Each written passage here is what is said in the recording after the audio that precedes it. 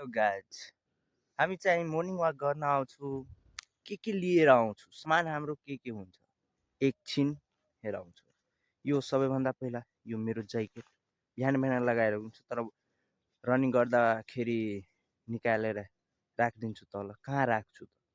यहाँ यहाँ एउटा गम्छा छ, अनि यी माई ग्लोभ्स एन्ड टोपी एन्ड एयरपोर्ट।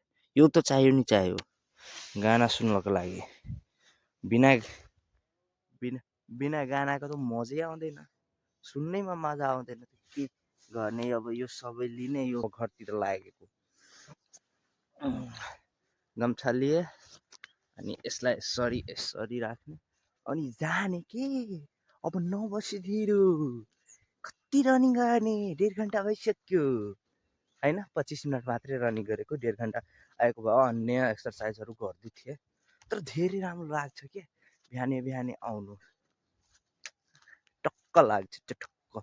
आज म यो गएर फुल ब्लकमा हालिदिन्छु। अब मेरो ग्राउन्ड हेर न कति ठुलो छ। एकछिन यहाँ ऊ गाछीनिर, यहाँ यहाँ यहाँ यता यो गाछीनिर अहिले हिँड्दा हिँड्दै बाटोमा आँटेको छ, आफ्नो खुर्सानी पनि भेटिहाल्यो।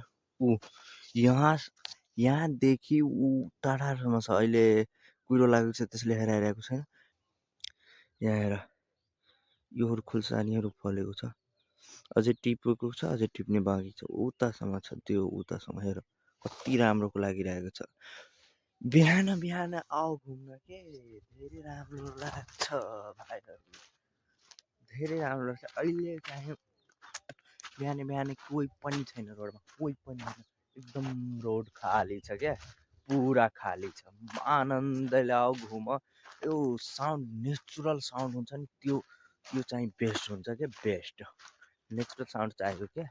म त मोबाइल समात्न सिकिसकेँ, 100% सिकिसकेँ। के छ अझै यसरी इन्डेड बाई त्यहाँ मन दुख्छ।